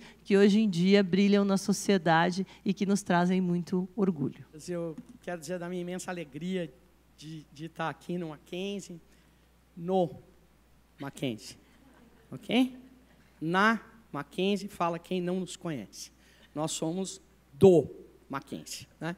E quero agradecer profundamente ao Flávio e à Irene por essa generosidade de me convidar, por essa amizade grande que vem sendo construída por nós três. Agradecer ao Rafael pela belíssima recepção que nos deu. Tão bom chegar aqui e ganhar um abraço. Mas eu quero prestar um esclarecimento em meu benefício, é evidente. Quando diz assim, ela é da primeira turma do Mackenzie, né, de doutorado. E ela foi a segunda pessoa que defendeu o doutorado. Aí os caras olham para mim e falam assim, o doutorado começou em 1857. Né? Não é verdade. O doutorado é de 2009, no Mackenzie, foi aprovado em 2008. A primeira turma foi escolhida em janeiro de 2009. Ok? Vamos deixar as coisas claras. Eu defendi em 2012, está tudo certo. Né? E ainda não sou uma provecta senhora, pelo amor de Deus, embora eu tenha cabelos brancos desde os 25 anos. Eu vinha pensando aqui, quando saí de casa, eu moro aqui na esquina da Antônia de Queiroz com a Augusta, como a vida tem sido generosa comigo, porque eu vim de lá até aqui, são 550 metros, para falar 20 minutos. E eu estava me lembrando, em 2008, participei de um congresso na Costa Rica, viajei 8 horas para ir e 8 para voltar, para falar 10 minutos no congresso, que era tudo que se permitia. Então, a minha vida deu um salto de qualidade. Ou seja, 550 metros, falar 20 minutos, mas você vê que a gente está no lucro. Em 20 minutos, para falar de seguro e compliance, para não dizer que é impossível, a gente vai se ater ao que é o principal. E talvez a minha única contribuição, nem a maior, né, a minha única contribuição seja fazer vocês entenderem a operação de seguros. E, a partir disso, vocês entenderão perfeitamente a necessidade, a imperatividade do compliance, que sempre foi um assunto tratado em seguro. O compliance sempre bordeou as questões de seguro e sempre interpenetrou as questões de seguro. Mas agora, claro que nós temos legislação, nós temos regulação para isso, é muito melhor, dá muito mais transparência, e não é o compliance da empresa A ou da empresa B. Agora nós temos um sistema de compliance. O que é a operação de seguro? A operação de seguro, só lá no final é que ela se transforma num contrato. O contrato é verdadeiramente o pacote final, o embrulho final, o papel de presente final. A operação em si não depende em nada da existência de um contrato, porque ela é uma operação criada pelos atuários. O atuário é aquele profissional que estudou ciências atuariais e é, para nós, quase que uma pessoa dificílima da gente se entender com ele, porque ele é um especialista em matemática dos grandes números. Para nós do direito, que a matemática dos pequenos números já cria uma dificuldade incrível, salvo quando se trata de 20%, que é um cálculo que todo advogado faz de cabeça, mas, salvo isso, a matemática é um horror para nós. Agora, o atuário nem entende da nossa matemática, ele entende só da matemática dos grandes números. E ele é um apaixonado por uma coisa que nós evitamos, ele é um apaixonado por riscos. O atuário é um indivíduo que quer entender sobre riscos. Então, bater um papo comum com um atuário sobre um risco, por exemplo, do seu automóvel, ele te faz perguntas absurdas. Ele quer saber o ano, o modelo, ele quer... perfeito, tudo isso não tem muito problema. Ele quer saber quem guia o automóvel, bem, tudo bem. Ele quer saber quanto você roda mensalmente com o seu automóvel. A pergunta é dificílima. Os homens sabem 427 quilômetros e 30 metros. Os homens sempre respondem. As mulheres, por exemplo, já não sabem. Quando você roda com o seu automóvel, a gente responde o necessário, né? O que for preciso. Né? Então, já é difícil conversar com o atuário assim. Mas ele quer saber mais, ele quer saber a cor do seu carro. Por quê? Porque ele tem estatísticas que provam que carros brancos e prata são mais furtados e roubados do que carros de outra cor.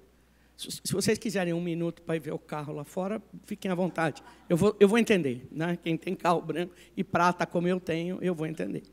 Depois que o atuário te faz todas essas perguntas sobre o risco, agora mesmo, estou falando de seguro de automóvel, é uma coisa basicamente simples. Isso serve também para satélite, isso serve para plataformas de petróleo, isso serve para obras de infraestrutura, como uma barragem, serve para obras de infraestrutura como uma estrada, é um risco. Tudo isso é risco. E o atuário conversa com você para ter todos os dados desse risco. No momento que ele tem esses dados, ele pede para você sair da sala, se despede, tchau, obrigada, já não quero mais saber de você, e chama o melhor amigo dele. Quem pode ser o melhor amigo de um cara que entende tudo sobre matemática dos grandes números? Um estatístico, não tem a menor chance, claro. É a única pessoa que consegue conversar com ele, é um estatístico. O estatístico abre um negócio como esse aqui e começa, então, a fazer o estudo do risco, dialogar com as estatísticas existentes sobre aquele risco. Tem estatísticas sobre tudo no mundo na área de seguro. Ano passado, num seminário no Peru, a convite da Supervisão Peruana de Seguros, que é a SUSEP, a superintendência, a agência deles lá, eu participei do seminário, fui dar uma palestra, mas aproveitei para ficar lá, participar do seminário, e conheci um indivíduo que já fez regulação de sinistro de 5.000 casos de terremoto. Eu nunca conheci um regulador de sinistro de terremoto no Brasil. O cara já fez 5.000 regulações de sinistro de terremoto. Ou seja, tem estatística para tudo o que vocês imaginarem. Quando o atuário e o estatístico começam a conversar, quase como fossem Merlins pós-modernos, absolutos magos da pós-modernidade, eles identificam as probabilidades que esse risco aconteça ao longo do período de 1 ano, 12 meses, que é quase sempre o período em que os contratos de seguro têm duração conforme os contratos. O que acontece, então? Quando eles têm a probabilidade, quando eles têm a perspectiva, o percentual de probabilidade, eles conseguem, então, determinar qual vai ser o valor que o segurado terá que pagar para colocar num fundo mutual, para formar um fundo mutual, a partir do qual sairão todos os recursos necessários para o pagamento das indenizações, de novo, ao longo do período do contrato, que é o período de 1 ano. Portanto, é isso que explica que você, vou dizer o meu caso, R$50.000 vale meu carro hoje. Eu tenho um Corolla, uma coisa assim, um carro de velho, né? Assim, uma coisa normal, absolutamente, sem nenhum teto solar, sem nada dessas coisas. Um carro de senhora, assim, uma senhora respeitável, doutora pelo Mackenzie e tal. Não tem um carro assim. Bom, esse carro vale R$50.000. Eu paguei R$2.800 de prêmio de seguro. Prêmio é a contribuição que o segurado paga. Por que chama prêmio? Putz, tem raiz lá na Grécia, raiz lá tem raiz no latim, daria para explicar tudo isso para vocês, mas não tem espaço aqui. Prêmio é o que o segurado paga. Então, eu paguei R$2.800 de prêmio. Meu carro vale R$50.000. Se eu chegar lá fora agora e o carro não tiver, o que eu faço? Nada. Eu ligo para a seguradora, aviso, vou fazer um boletim de ocorrência, ela vai procurar o carro, não vai achar, a polícia não vai achar, tal, eles me pagam. Quanto eles vão me pagar? R$50.000, mas eu paguei R$2.800. Quem está pagando o resto? O fundo mutual. Na verdade, eu não paguei R$2.800 por R$50.000. Eu paguei R$2.800 de prêmio para entrar no fundo mutual. Isso é fundamental que a gente entenda. Por quê?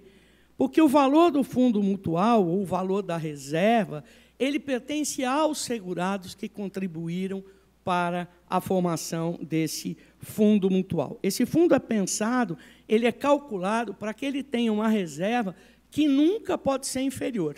E é fortemente recomendável que ela também não seja superior.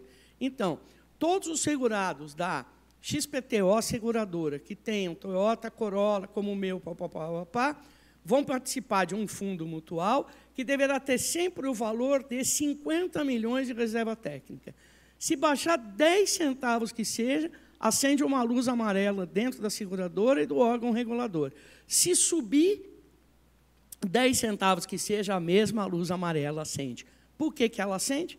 Porque a reserva técnica foi calculada em 50 milhões, se ela baixa, pode faltar dinheiro para a indenização, se ela sobe, é sinal que a probabilidade foi calculada errado, é sinal que a precificação, portanto, o valor do prêmio, está calculado errado, em detrimento do consumidor, que está pagando mais caro do que deveria pagar, e mercadologicamente, para a seguradora é ruim, porque ela perde competitividade, porque está cobrando mais caro do que deveria cobrar. Agora, esse valor de 50 milhões pertence aos segurados. Ele é integralmente dos segurados. Cadê o lucro da seguradora? Ele foi calculado além do prêmio puro, que é o prêmio de probabilidade. Quando o atuário e o estatístico terminam de conversar, estabelecem as probabilidades, eles entregam aquele valor para o departamento comercial. Aí começa a brincadeira. Precisamos colocar as despesas administrativas, os tributos, precisamos colocar a comissão do corretor de seguros, precisamos acrescer o prêmio puro também do lucro da seguradora. Disse bem aqui a professora Irene, lucro não é pecado, muito pelo contrário, é o desejável, ele paga um monte de benefícios sociais, por exemplo, os empregos. Então, aí se acresce, ao prêmio puro se acrescem esses outros valores, mas o prêmio puro ingressa na seguradora e vai direto para o fundo mutual. Por que eu estou falando disso com tanto gosto? Porque o fundo mutual pertence aos segurados. Em caso de liquidação judicial ou extrajudicial, os segurados podem bater a porta da seguradora e dizer, olha, a gente quer de volta o que nós pagamos. Vocês têm alguma noção de quanto as seguradoras têm em fundo mutual nesse exato momento no Brasil? Dados de ontem, Irene, 26 de março de 2019, publicados pela Confederação Nacional das Empresas de Seguro, a CNSEG, podem conferir no site www.cnseg.org.br. O setor de seguros no Brasil hoje tem R$ 1 trilhão em provisões técnicas de riscos assumidos em fundos mutuais. R$ 1 trilhão. Vocês estão ouvindo direto dizer que a reforma da Previdência é importante para economizar 100 bilhões. Que a reforma da Previdência, ao modificar o sistema dos militares, vai melhorar em 20 bilhões. Vai dar ao Brasil 80 milhões.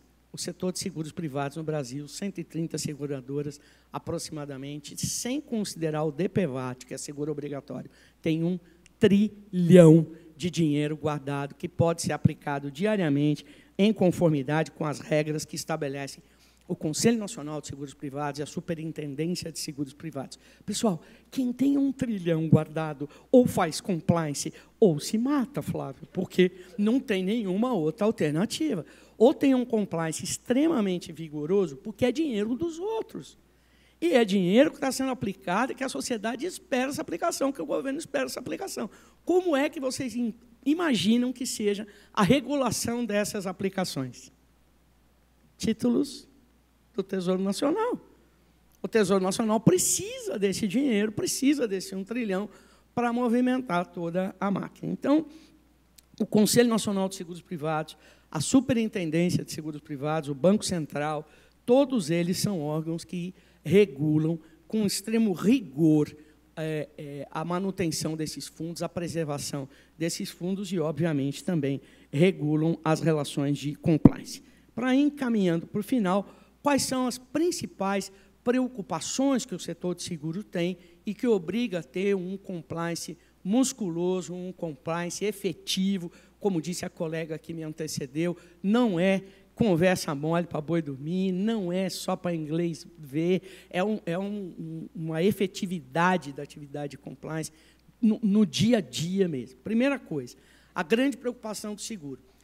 Seguro não entrega praticamente nada para o usuário. Quem entrega é um prestador de serviço. Quando você entra numa seguradora, você vai ver de tudo. Você só não vê para-choque de carro pendurado, você não vê vidro de carro pendurado.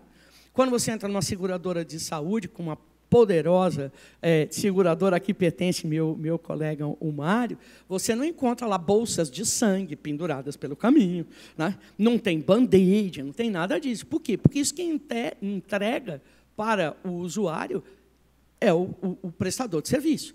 Então, a seguradora recebe seu telefonema, pois não, senhor, olha, acabei de bater o carro, destruiu tudo, olha, leva para a oficina. É a oficina que entrega. Então, a primeira preocupação é essa. Como é que os prestadores de serviço, e veja, na área de saúde, as seguradoras de saúde são proibidas de ter hospitais. Quem pode ter hospital é a medicina de grupo. Mas as seguradoras, a Bradesco Seguros não tem hospital. A Sul América Seguros não tem hospital, porque elas estão numa categoria, são 4 categorias que a 9656 criou, também não dá para falar aqui, mas as seguradoras não entregam.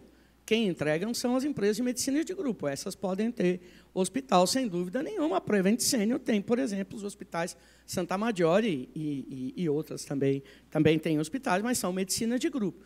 Então, a primeira preocupação de compliance é essa. Como envolver os externos? Como envolver os prestadores de serviço e trabalhar em rede é fundamentalmente um papel de seguradora. A segunda grande preocupação dos compliance de seguradora são as fraudes. Imagine uma fraude absurda. Já aconteceu em seguro, ou já houve uma tentativa. Desde as maiores aberrações, fazer seguro de vida de mendigo e depois matar todo mundo. Tinha uma quadrilha que fazia isso no Rio de Janeiro, na década de 1980. Quem começou cedo em seguro, como eu, comecei com 9, 10 anos, então tenho 37 anos de mercado de seguro, lembra dessa quadrilha? Matava um mendigo na rua e depois ia receber o seguro, desde esse tipo de fraude, até fraudes extremamente sofisticadas hoje no mundo de blockchain, no mundo de criptomoedas e no mundo extremamente sofisticadas. Algumas bem banais continuam acontecendo direto. Grupos de contrabando, de droga, grupos de traficantes, não é contrabandistas, perdão, de traficantes de droga, aqui nas nossas fronteiras mais perigosas, compram fazendas de soja, não plantam um pé de soja, embarcam em caminhões toneladas e toneladas de soja que desaparecem. Vocês não acreditam. Desaparecem. Somem. Some o caminhão, some a soja, some tudo. E aí a seguradora que tinha feito seguro vai indenizar aquilo. São 2, 3, 5, 10 milhões, Flávio, que você corre o risco de estar indenizando puramente numa fraude. Fora as fraudes da saúde, essas, então, dariam um seminário de uma semana, sem parar, né? Das 8 da manhã às 8 da noite, pelo menos só eu e Mário aqui, a gente já contaria um milhão dessas. Não ia ter coffee break, como eu sou gordinho, eu gosto de coffee break, não é? Me chamar para falar é sempre antes do almoço, sempre antes do coffee break, é garantia que o horário será cumprido. Por fim, uma outra preocupação, e muito atual, é a preocupação com a corrupção, principalmente nos seguros de grandes obras de infraestrutura. Muitas prefeituras compram seguro, contratam seguro saúde, contratam seguro de vida para os seus funcionários. Muitas empresas de seguro colocam apólices daquele seguro D&O, que vocês já ouviram falar bastante durante a Operação Lava Jato, que são aqueles seguros que protegem as decisões tomadas por diretores e por gerentes previamente identificados na apólice. E todas essas circunstâncias, além de inúmeras outras, são circunstâncias que podem provocar corrupção. Não é difícil que, para ganhar a concorrência de uma apólice de seguro de vida numa prefeitura de maior porte, haja algum desvio de comportamento do próprio funcionário, do próprio colaborador da seguradora. Isso tudo tem que estar no radar, imperiosamente tem que estar no radar do compliance.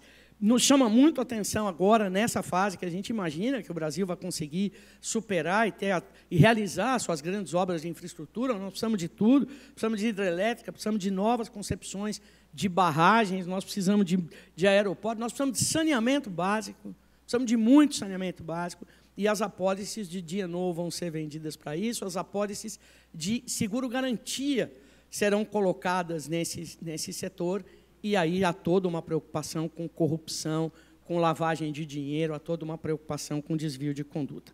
A circular SUSEP 234 de 2003, ela trouxe especificações muito claras para o compliance. Ele tem que ser exercido por um diretor estatutário e que deve se reportar ao Conselho de Administração ou à diretoria. Principalmente, a função dos compliance de seguradora são capacitar os colaboradores e chegar nos prestadores de serviço desenvolver uma capilaridade que permita chegar nos prestadores de serviço. Deixa eu colocar, Irene, tenha paciência, só um segundo. Deixa eu colocar para vocês como é que é essa realidade. É assim, olha. Vocês já olharam o mapa do Brasil? Então, vende seguro de automóvel em tudo que é canto. Do Oiapoque ao Chuí. Tudo bem? Então, em alguns lugares, você instala uma câmerazinha e fala para o indivíduo, para o dono da oficina mecânica. Tudo que você fizer nesse carro do meu segurado, eu quero acompanhar.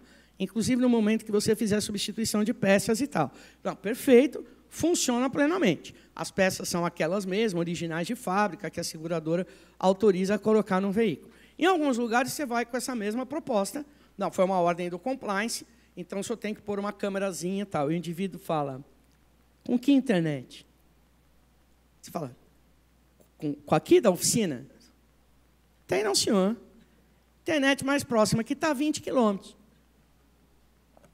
Eu achava que isso era bobagem, mas não é. Viaja um pouco por aí, você vai ver que essa facilidade que a gente tem na internet é muito nossa, eixo Rio-São Paulo. Só que carro do norte e do nordeste e carro do centro-oeste também quebra e vai para a oficina. Então, esse é um problema sério. Você autoriza a peça original de fábrica, o indivíduo recebe, muitas vezes, que a seguradora manda entregar, a Sedex, manda entregar para o motoboy, chega lá e o que ele faz? Ele pega de um carro desmontado, de um carro roubado, que foi desmontado para vender as peças, coloca lá, depois o indivíduo vai fazer a substituição do veículo, vai fazer o licenciamento e acha uma peça que era de um carro roubado. Vem para cima da seguradora e diz, você autorizou isso. Não, não autorizou. Evidentemente que não autorizou. Então, a capilaridade do compliance é hoje o maior problema das seguradoras. Criar uma cultura de compliance, isso a colega que me antecedeu já falou muito bem, e romper a barreira que é muito cultural do brasileiro, de que ele não deve fazer denúncias. Os canais de denúncia no compliance em seguro e no seguro saúde, especificamente, são um poderoso instrumento. E os canais de denúncia devem ser organizados e conduzidos de forma que o colaborador ou o terceiro se sinta confortável de fazer a denúncia sem se autodenominar de X9, de um traíra, um traidor, tal. Mas é muito difícil isso no Brasil. Às vezes acontece que a gente vai a uma oficina, uma concessionária, e diz, mas você não sabia que a oficina tal estava fazendo isso? Ele fala, a cidade inteira sabia. A cidade inteira sabia, menos o compliance da seguradora. A cidade inteira sabia que o hospital X, lá no Centro-Oeste, estava fazendo estrepulias com o plano de saúde que o havia credenciado. Isso também é diário, desculpe falar de sua área, mas eu sou uma entusiasta desse assunto.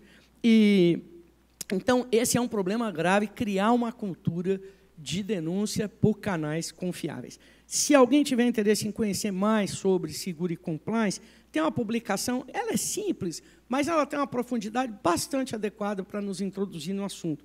Ela está lá também no site www.cnseg, Confederação Nacional de Seguros, cnseg.org.br. É um livreto chamado Governança, Risco e Compliance no Setor de Seguros. Lá tem outros também trabalhos publicados pela Confederação e que são bastante interessantes. Muitíssimo obrigado.